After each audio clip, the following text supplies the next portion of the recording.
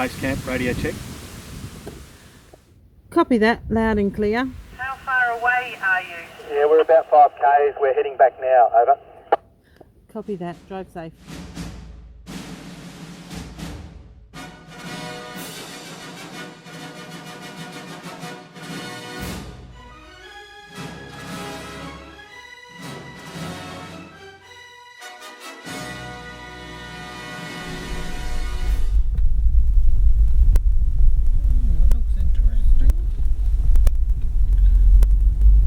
After leaving Holleton, we headed towards the crash site of Vultee Vengeance number A27295. This plane crashed during a training mission in World War II. The pilot managed to walk to safety, but the rear gunner has never been found.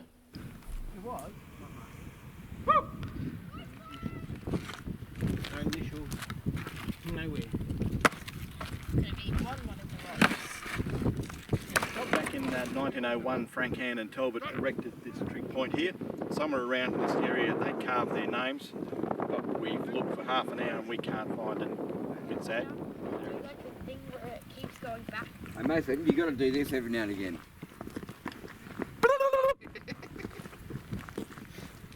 That's what we don't do everybody's photos. You look at photos and I...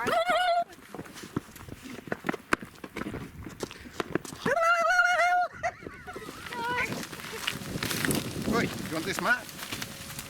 Or is that Julie carrying that? Oh, my upsetting the Good idea that is around ladies first.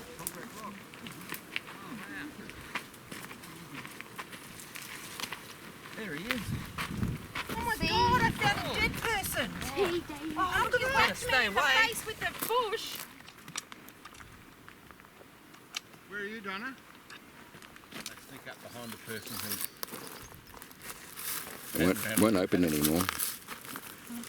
I don't know if it's I'm only active, kidding, mate. but he hasn't come out.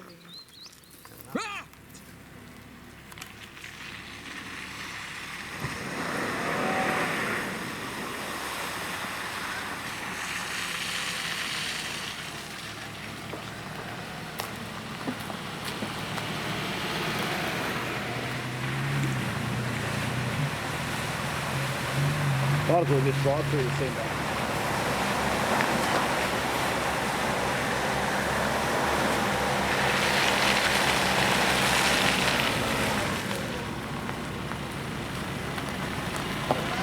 That's how you do it, Tom.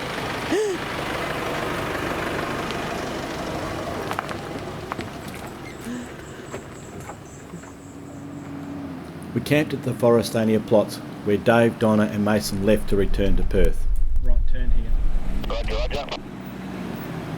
And now we are getting closer to the Woodlines.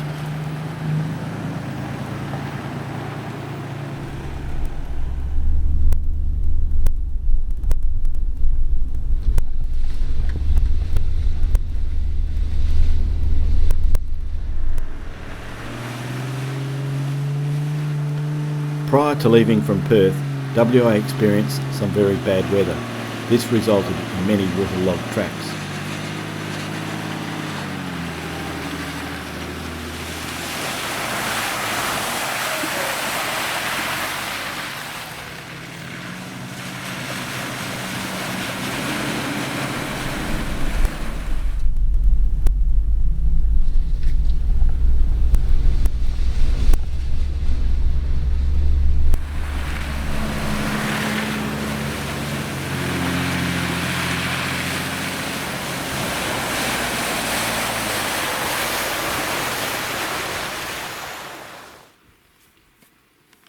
Go on, say it. Say it. What? Whatever you were thinking. Whatever you were thinking. Fucking little cunts, always fucking fixing their shit. Look, it's... Yeah, I get the one. Oh, look, Paul's here. Look, he's got a flat tyre. That's a change. It's Stephen this time. This is our 2020 camp.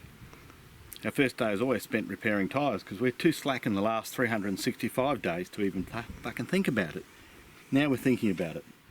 This would have been so much easier to have paid someone to do this because it probably would have cost $35. Is it in? Can't see it. Listen, take a photo. Okay.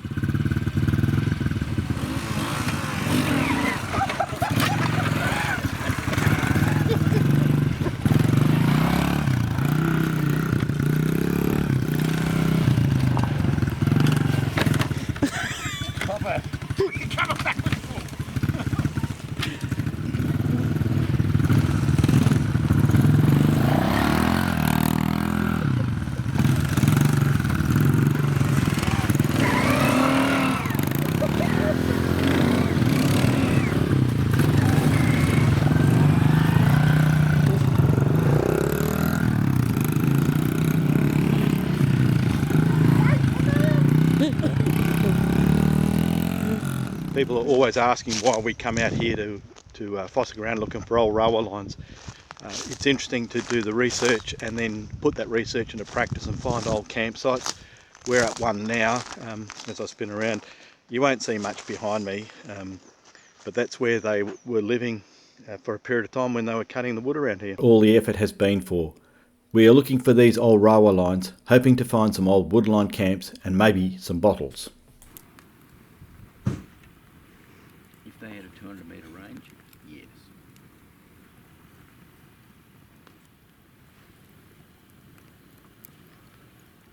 Grumpy face off, you cunt. Put the clock. I'm off to put the clock.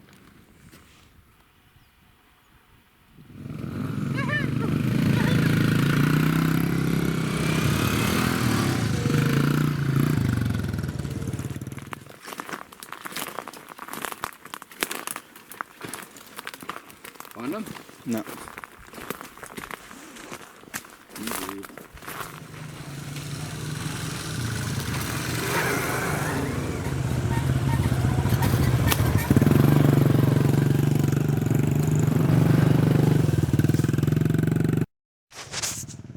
We're out in the old woodlines again and just pulled up, and you can see a section of the old railway formation which is just behind me. It's really hard to pick these out, but over the years I've got sort of picked up an eye to work out where they are. I sort of cheat because I know from the map we're pretty close, but then you see the raised formation and it's pretty obvious. I'm at the base of a tree that was cut down when they were woodlining out here. These grow back from the base it was cut, and it's usually 3 or 4 stems that have come up and shot up. So this is not bad considering this was probably cut in around 1928, nearly 100 years ago. This is the area we are operating in. It is very remote and no one has been here for years. When we're out in the bush we always go around with walkie-talkies. One of the interesting things we found out today was that we often use the cooee to locate where we are in the bush between the three of us. We did it on the radio and you could actually hear the delay between the words coming back compared to what was on the radio itself. Cooee!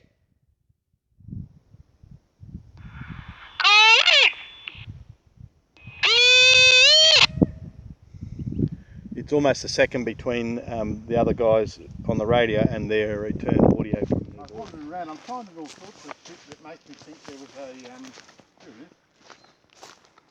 it is. Almost looks like a cemetery. I think there was definitely a woman with children.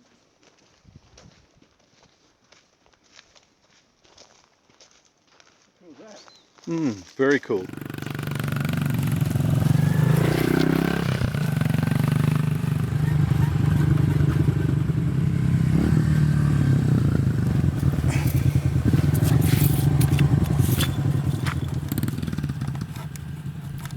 This is the track we are hunting down.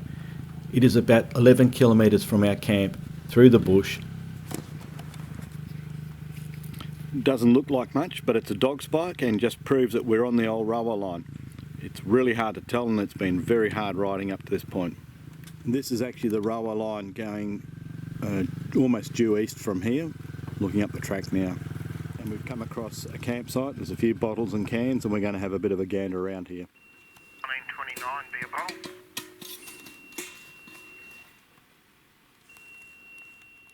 We're going live. 2 bottles on the ground, one white one, one brown one, and we'll see what sort they are.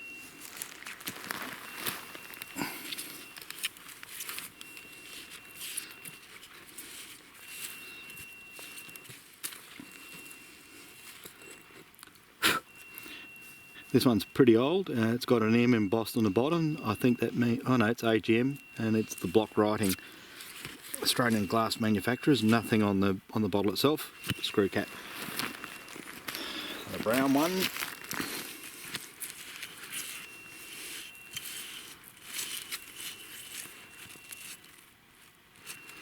Got a long neck, purple Holbrook's body, bad bottle. Seppelt & Sons, sherry or something like that, some sort of wine. Wonder what that was. No idea. The other thing that we often find out in the woodlines here is old files used to sharpen their axes and their saws. Here's one of the bottles, one of the Bovril bottles, and it says on the bottom, bottle made in England by FGC.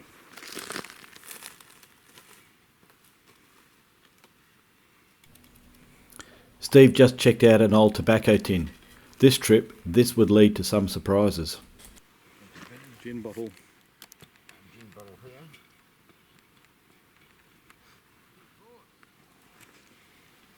What are they? Whoa! Quart Imperial. And that one says Quart. Imperial Quart. Wow. Excellent. Excellent.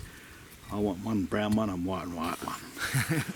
We're out in the middle of literally nowhere, and we've come across this camp. There's bottles everywhere, and it doesn't look like anybody else has been here since 1935 when they were cutting the wood out here. There's a couple of other bottles there. These are normally some sort of oil bottle, and the other thing that you generally find out in the woodlines are the Holbrook sauce bottles. They must have loved Holbrook's Worcestershire sauce to get rid of the rotten flavour of bad meat. Huge, spread out everywhere. When you see this, what are your first thoughts? Stephen's got work to do. It's a shovel. What's your second thoughts?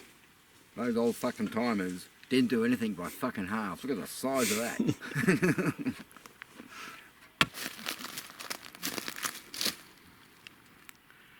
Do you want? No.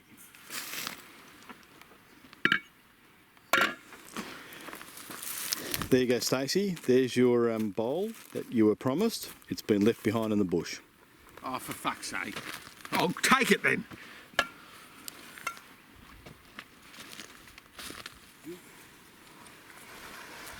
Had a powder in them.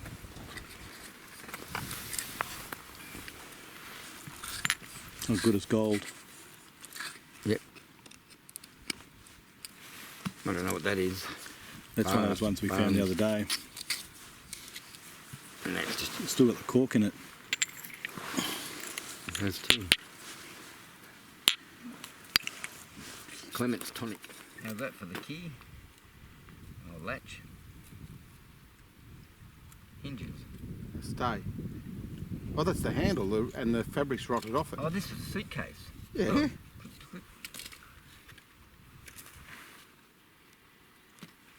Dig a little hole, see if there's anything in the case.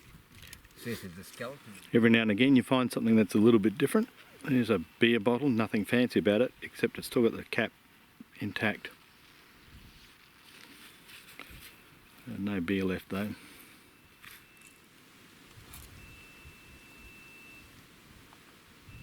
For the last couple of days we've been following the old woodlines west of Norseman. Today we've actually found a place that no one's been to before. Yesterday we were following a quad bike track and they went most of the way where we'd been hoping to see. This time we found a camp that no one's been to before. In the background you can hear the beeper that I've made for the bike, so that when we go wandering we can actually hear where we've left them. A couple of times we've wandered out in the bush and it's been a bit hard to find them in the scrub.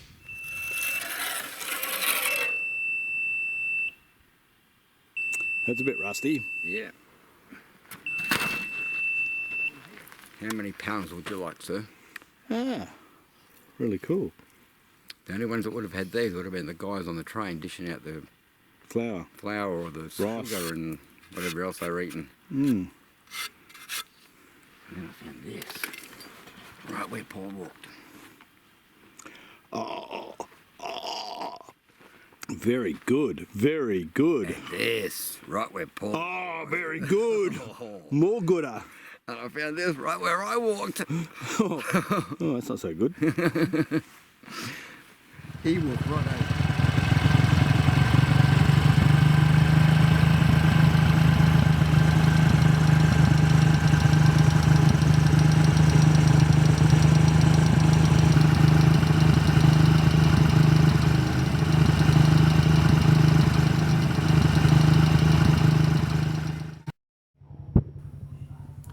Paul and Stacey headed home after a week. Steve and I followed them out, and on the way we saw these two donkeys. We're going to clear this big tree that's behind us, aren't we, Stephen? Yeah, we are. Because the other guy didn't. Actually, that's one down, two to go. That's two down, one to go. Check how thick that wood is. Half an hour's work and all three trees cleared out of the way. That's how you do it, Tom. Check out the size of my wood. Big wood. It is big wood. It's got a name too. It's got a knob on it as well. It's called TET 20. I wonder what that means. Give me all your money, motherfucker. Thank you. Another bag. Good morning. It's 8:30 in the morning and it's 8 degrees warmer than it was at 7 o'clock. It's now 4 degrees Celsius. It was minus 4.7 this morning at 7 o'clock. It was, we felt every minus degree. It was cold.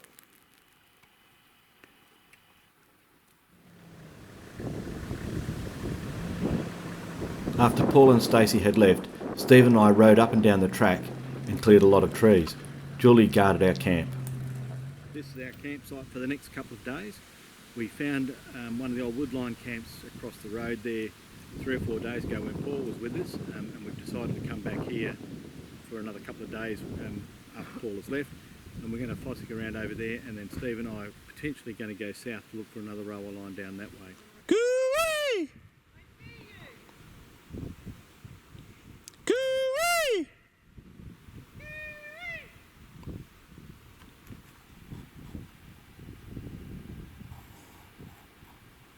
We walked up this rocky outcrop, and I sort of expected it to be a granite outcrop with maybe some small pools of water that the donkeys were going to. It wasn't much at all. It was certainly a rocky outcrop, but it was covered in trees that you can see behind me. So nothing that would collect water for donkeys. Even though this is one of the older camps we've been at, sort of around the era in 1930, 1940, we found a lot of tomato sauce bottles still with the caps on. Interesting. Haven't seen that as often as we have in this trip. And this one looks like it still has a bit of tomato sauce in it. Might put some water in that and see what it comes out like. I don't think. Discarded axe heads are often around. Usually find one of two types. One is a Kelly and the other one is a plum. And this one is a plum made in the USA. Pickaxe bottle. Ah, pickaxe. Oh, excellent. Don't think I've got one like that. Pickaxe bottle. That's actually quite interesting. Whoa, little fuckers.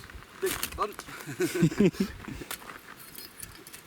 Dave fucking angry now, blood.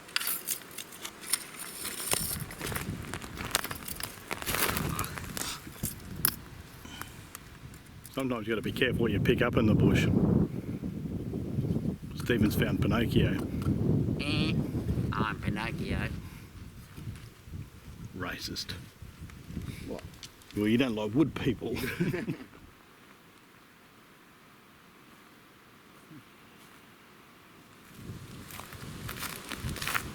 This is the cup that Paul left behind. We went all the way back to pick up, just for Stacey. The other day we found that this nice whiskey bottle. I don't know if you can see the label there, but disappointingly it's got a broken lid. I'm very sad. We moved camp southwards to explore another woodline camp we found the day before.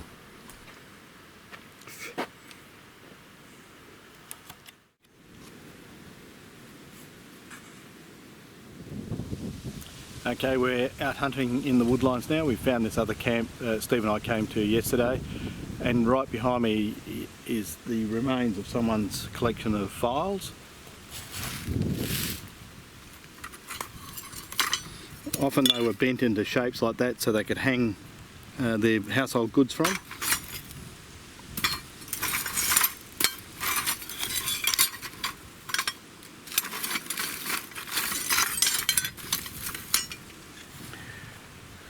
These wouldn't have been here naturally. I think they've been collected by someone else who's beaten us to this campsite, and to all the good bottles, I suppose. Here's a probably a sherry bottle or something like that from Seppelts and Sons. How's this for a long neck? And you don't have to look very hard or very long to find the old Holbrook sauce bottles.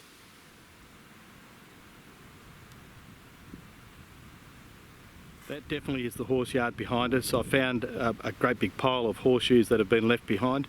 So to me that's pretty conclusive, it's the horse yard, which means the railway line probably ran somewhere where I'm standing right now. These horses were absolutely massive. Get the fucking sun, you cunt. Good on you. Fucking toasty cunt. Here's part of the hub of one of the drays. It's cast iron, it's snapped there. And this looks like a bit of bent railway line that's been forged to hold a link. The olive bush behind us is a Kwangdong tree, and to prove it, it's got the Kwangdong seed. It's got the brain type pattern on it. The sandalwood trees look very similar, but the seed pod is actually very, very smooth. And there's a bit of Kwangdong fruit that is still got the skin on it. While we were camped in this isolated place, a storm came through bringing plenty of rain and lots of wind. We're nearly at the end of our 2020 Woodlines expedition. This area was used around 1937, so nearly 90 years ago. The bush behind us was probably all clear felled except for the scrubby stuff that you can't use, and it's all grown back in various stages. At this camp that we've been at for the last 2 days, you find the various things of life, like an old kettle, numerous old bottles that are lying around. These ones generally have no value to collectors because there's no embossing on it. There are millions of old cans, food cans that have sustained the people around here. Pretty common. Tobacco tins, and we found a couple of these which have had stuff in them in the last couple of days. It's part of life. The tin cans don't belong out here, nor do the bottles, but they do form a part of our history. What has absolutely no place out here is the modern rubbish that people are leaving behind. Aluminium beer cans and Coca-Cola bottles.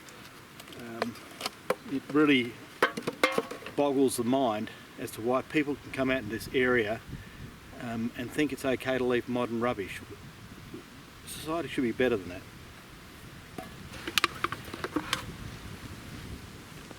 Some of the other stuff we find out in the woodlines are the remains of the files that we used to sharpen axes and saws. They look okay, but you know, they've actually had it. And we have found a lot of axe heads in our days coming out in the woodlines. Big chip out of that one sort of rendered it useless. Often they're used as, looks like they're used as wedges afterwards because they're hammered at the top and there's usually a split in them. But the amount of work that would have gone on to swinging these to cut these trees down is just hard to imagine these days.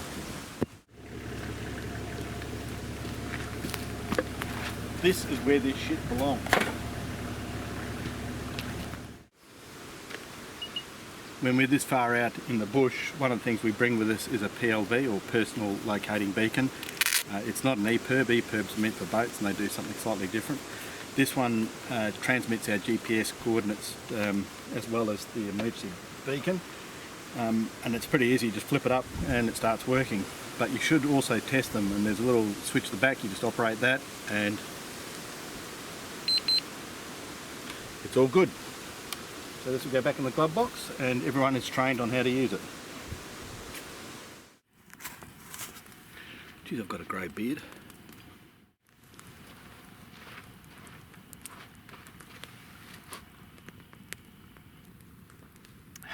cup of coffee on a cold morning.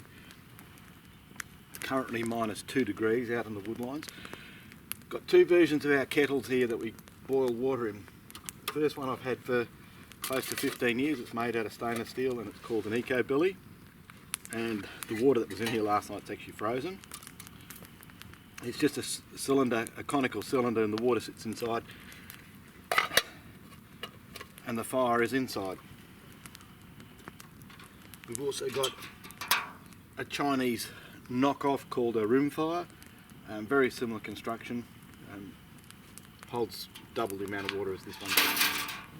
To light the rimfire, it's a bit of bark inside the base.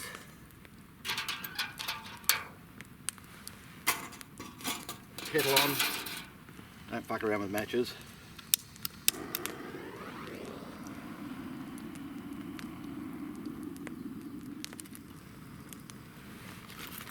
Having a ready supply of sticks to hand, they just go inside.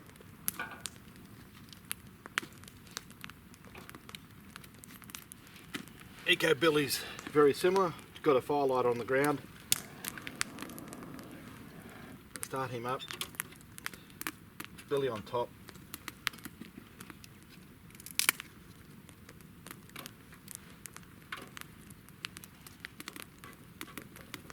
And sticks down the middle, and that's it. 2 billies underway. We love coming out at the Woodlines this time of year, mainly because it goes down to really low temperatures, -3.2. I said no more of that shit. Both the kettles have been going for a couple of minutes now and they're full on chuffing away. That's why we call them chuffers. Rimfire's already boiled. I'll have to take him off. There is a safety warning with these things. There is a little flap that you need to cover over to stop you burning your hands when you lift it off the fire. Eco Billy's been boiling for a few minutes as well. Ready to go. This is washing water. We are on the way home now, following an old rower line. At this washout you can see the old sleepers.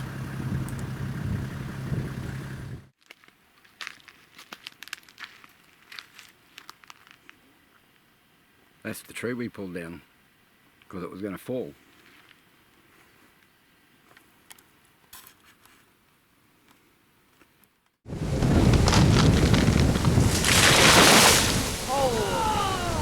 Do it again! That.